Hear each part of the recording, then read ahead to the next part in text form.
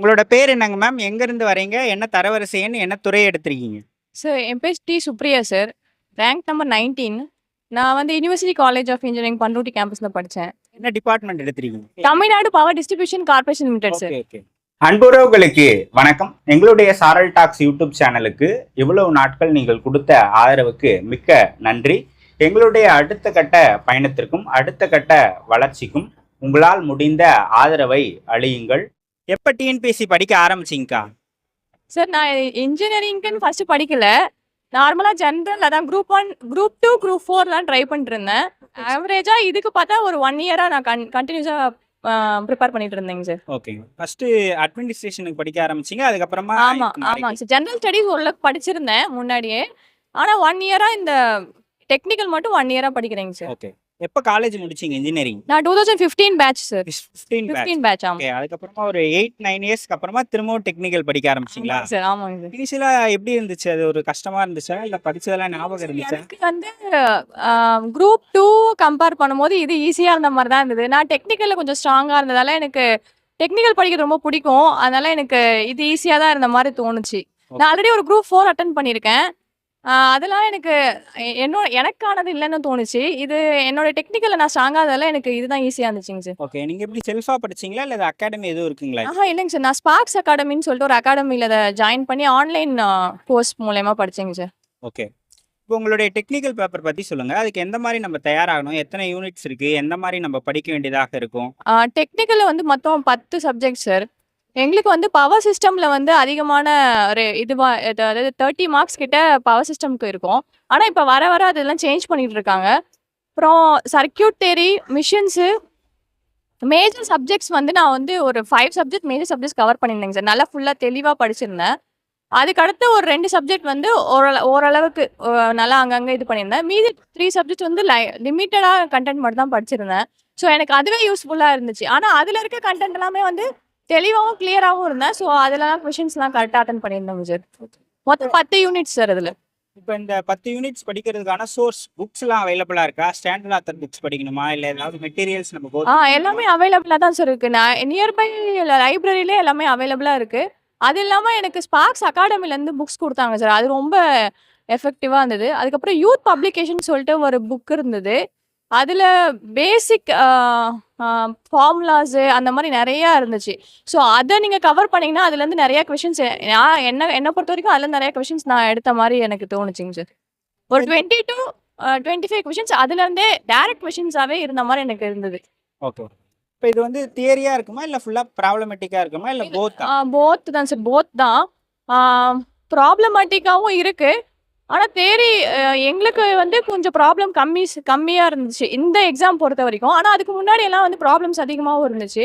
ஆனா ப்ராப்ளம் இருக்கு. ஓகே. இப்போ நம்ம இன்ஜினியரிங் படிக்கிறப்ப ரிட்டன்ல எழுதுறதுக்காக படிச்சிருப்போம். அப்போ படிக்கிற மெத்தட் வேற. இப்போ ஒன் வேர்ட் ஆன்சர் மாதிரி நம்ம சூஸ் த பெஸ்ட் ஆன்சர் தான் பண்ண போறோம். இதுக்கு ஏதாவது மெத்தட்ஸ் மாத்தணுமா இல்ல அப்ப படிச்ச மாதிரியே தான் படிச்சீங்களா? இல்லைங்க சார். இது என்னன்னா ஒன் வேர்டுன்ற சென்ஸ் இல்ல. ஏன்னா அந்த கான்செப்டே கிளியர் ஆயிட்டோம்னா, அவங்க எங்கேருந்து கொஸ்டின் கேட்டாலும் நமக்கு ஆன்சர் பண்ற மாரி இருக்கும். ஸோ கான்செப்ட் வைஸ் நீங்க கிளியரா என்னென்ன இருக்குன்றத வந்து கிளியர் பண்ணிட்டாலும், நீங்க எப்படி கேட்டாலும் ஆன்சர் பண்ணிக்கலாம் இல்லைங்களா? அந்த மாரி தான் நான் படிச்சேன். ஒன் வேர்டுன்ற மாரி படிக்கல. கான்செப்ட ஃபுல்லா இது பண்ணேன். ஓகே. பிஒய்க்குலாம் எப்படி பார்த்தீங்க? அத பத்தி ஆமாங்க சார். பிஒய்க்யூ வந்து எனக்கு ரொம்ப ஹெல்ப் பண்ணுச்சுங்க சார்.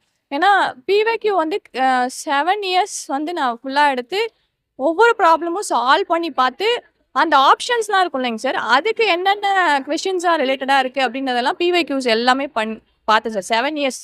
அத பார்த்தா எனக்கு பயங்கர ஹெல்ப்ஃபுல்லா இருந்துச்சு. ஆனா அதுலேருந்தே வந்து அதே கொஸ்டின் ஆனா டேட்டாஸ் மட்டும் மாறுன மாரி நெறைய ப்ராப்ளம்ஸ் வந்துச்சு. அதே கொஸ்டினே கூட ரிப்பீட் ஆயிருந்துச்சு சார். ஓகே. டெஸ்ட் பேட்ச்லாம் அவைலபிளா இருக்குங்களா? டெஸ்ட் பேட்ச் அவைலபிளா இருக்கு. நெறைய சோர்சஸ் இருக்குங்க சார். நெறையா எங்க ஸ்பார்க்ஸ் அகாடமில இருந்தும் இருக்கு. இன்னும் நெறையாவும் இருக்குங்க சார். ஓகேங்க. இப்போ நீங்க குரூப் 4க்கு படிச்சதால ஜிஎஸ் பேப்பர் ஓரளவுக்கு ஈஸியா இருந்திருக்குல்ல? அது எப்படி படிச்சீங்கன்றத சொல்லுங்க. நான் ஜிஎஸ்க்கு பெருசா அதான் இது எஃபோர்ட் போடலைங்க சார். நம்ம அப்போ படிச்சதே தான் இருந்தது. கொஞ்சம் ரிவைஸ் மட்டும் பண்ணிக்கிட்டேன். நான் அதான் ஜெனரல் ஸ்டடீஸ்ல பெருசா மார்க் இல்லைங்க சார். 65 கிட்ட தான் சார் எடுத்தேன். ஸோ எனக்கு நான் ஆவரேஜ் ஸ்டூடண்ட் தான் ஜிஎஸ் பொறுத்தவரைக்கும். டெஸ்ட் பேட்ச் அட்டெண்ட் பண்ணேங்க சார் கொஞ்சம். படிச்சுட்டு டெஸ்ட் பேட்ச் அட்டெண்ட் பண்ணீங்கன்னா கொஞ்சம் யூஸ்ஃபுல்லா இருக்குங்க சார். நல்லா. ஓகே. இப்போ திருமணத்துக்கு அப்புறமா படிக்கிறதுன்றது டிஃபிகல்ட் இல்லையா? வேலை அதிகமா இருக்கும். எப்படி மேனேஜ் பண்ணி படிச்சீங்க? டைம் எப்படி உருவாக்குனீங்க?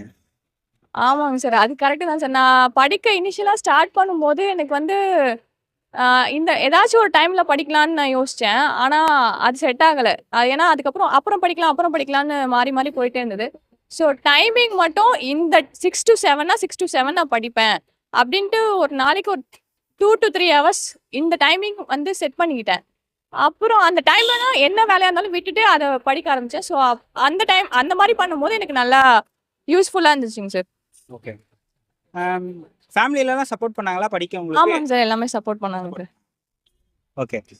அம் சிபிடி எக்ஸாம் இல்லையா? அந்த அனுபவம் எப்படி இருந்தது? அதுல ஈஸியா தான் இருந்ததா எழுதுறதுக்கு? அத பத்தி சொல்லுங்க. என்ன பொறுத்தவரைக்கும் சார் ஓஎம்ஆர விட சிபிடி தான் சார் ஈஸியா இருந்த மாரி இருந்தது. ஏன்னா, நான் கேர்லெஸ் மிஸ்டேக்ஸ் டப்புன்னு பண்ணிட்டாலும், திருப்பி அத பார்க்கும்போது ரிவைஸ் பண்ணி ஆன்சர் பண்ணிட்டேன். அதுக்கப்புறம் இன்னொன்னு என்னன்னா, எனக்கு கொஸ்டின்ஸ் தெரியலன்னும்போது ஸ்கிப் பண்ணிட்டு, திருப்பி அந்த கொஸ்டின்ஸ் மைக்ரேட் ஆவறதுக்கு ஈஸியான ஆப்ஷன்ஸ் இருந்ததுங்களா, அதனால சிபிடி எனக்கு வந்து ஈஸியா இருந்துச்சுங்க சார். ஓகே. உங்களோட ரிவிஷன் மெத்தட் பத்தி சொல்லுங்க மேம். ரிவிஷன் மெத்தட்னா சார், நான் வந்து எப்படின்னா, ஒரு சப்ஜெக்ட் படிப்பேன் சார். திருப்பி அடுத்து இன்னொரு சப்ஜெக்ட் படிச்சுட்டு, திருப்பி ஃபர்ஸ்ட் சப்ஜெக்ட்ட வந்து திருப்பி ரிவைஸ் பண்ணுவேன். அந்த மாரி தான் ரிவைஸ் பண்ணேங்க சார். ஒரு 10 டேஸ் நான் வந்து ஷெட்யூல் போட்டுப்பேன். 10 டேஸ் இது 10 டேஸ் அந்த வேற சப்ஜெக்ட் அந்த ஷெட்யூல். ஜிஎஸ் ஒரு டைமிங்கு, டெக்னிக்கல் ஒரு டைமிங், அப்புறம் அது இல்லாம இந்த ஆப்ஸ் வந்து ஒரு டைமிங் போட்டிருப்பேன் சார். ஸோ வந்து ஃபர்ஸ்ட்டு டெக்னிக்கல் பண்ணிட்டேன்னா, அடுத்து ஜிஎஸ் பண்ணுவேன். அடுத்து ஆப்ஸ் பண்ணுவேன். அதே மாரி ஒரு சப்ஜெக்ட்க்கும் வந்து ஒரு பர்ட்டிகுலர் டைமிங் குடுப்பேன் சார். 10 டேஸ்க்கு திருப்பி ரிவைஸ் பண்ணிட்டே இருப்பேங்க சார். ஓகே. இப்ப 2த்துக்கும் எப்படி நேரத்த பிரிச்சுக்கலாம் அப்படின்றத சொல்லுங்க. ஏன்னா நெறைய பேர் டெக்னிக்கல் படிக்கிறவங்க அதுக்கே அதீத நேரம் முக்கியத்துவம்லாம் குடுப்பாங்க. ஏன்னா 200 கொஸ்டின்ஸ் இதுல இருக்கு. அதுல 100 கொஸ்டின்ஸ் தான் அப்படின்ட்டு. எவ்வளோ நேரமா பிரிச்சுக்கலாம் நம்ம டைமிங்க? ஜிஎஸ்க்கு 1 ஹவர் சார். டெக்னிக்கலுக்கு நான் 1 1/2 ஹவர்ஸ்லேருந்து 2 ஹவர்ஸ்க்கு டைமிங் குடுப்பேன். ஆப்ஸ்க்கு தினமும் ஒரு 20 மினிட்ஸ் கொஸ்டின் பேப்பர் சால்வ் பண்றதோ, இல்ல ஆப்ஸ் நான் இன்ஜினியரிங் ஸ்டூடெண்ட்ன்றதால ஆப்ஸ் எனக்கு தெரியும். இருந்தாலும் ஆனா அத வந்து தினமும் பண்ணிட்டே இருந்தா தான் அந்த ஸ்பீடு எல்லாமே நமக்கு கிடைக்கும். ஸோ 20 டூ 25 மினிட்ஸ் நான் வந்து அத ஆப்ஸ் சால்வ் பண்றதுக்கு யூஸ் பண்ணிக்கிட்டேன் சார். அவ்வளோ. உங்களுக்கு எவ்வளோ ஆண்டுகள் இந்த ஜர்னி? எப்ப குரூப் 4லாம் படிக்க ஆரம்பிச்சீங்க மேம்? ஒரு 2 இயர்ஸ்க்கு பேக். 2 years back. நான் அது வந்து என்னன்னா ஃபுல் ஃப்ளெஜ்டா படிக்கல. ஆ அந்த நோட்டிஃபிகேஷன் வரும் இல்லைங்களா? அந்த டைம்ல மட்டும் படிச்சுட்டு இருந்தேன். ஸோ அப்புறம் என் தப்பு என்னன்னு புரிஞ்சுது. ஸோ அதுக்கப்புறம் டெக்னிக்கல் மட்டும் டெக்னிக்கல் 1 இயர் கண்டிப்பா படிச்சேங்க சார். போன வருஷம் ஆரம்பிச்சேன். அது முடிகிற வரைக்கும் படிச்சேங்க சார். இப்போ 1 வருஷத்தோட கனவு பளிச்சிடுச்சு. இப்ப எப்படி இருக்கு? இப்ப ரொம்ப சந்தோஷமா இருக்குங்க சார். ஓகே. எங்க அம்மா தான் சார் அதுக்கு முக்கியமான காரணம். ஏன்னா அவங்க அண்ணன் ஜேஇ, நான் ஏஇ ஆகணும்னு அவங்களோட பெரிய கனவு. அது நிறைவேறதுல எனக்கு ரொம்ப சந்தோஷம். இந்த ஜர்னில நீங்க யாருக்கு நன்றி சொல்லணும்னு நினைக்கிறீங்களோ சொல்லலாம். அதான் சார் எங்க அம்மா, அப்பா, எங்க ஹஸ்பண்ட் எல்லாருக்குமே சார். என் பையனுக்கு சார். ரொம்ப thanks sir. Thank you. Thank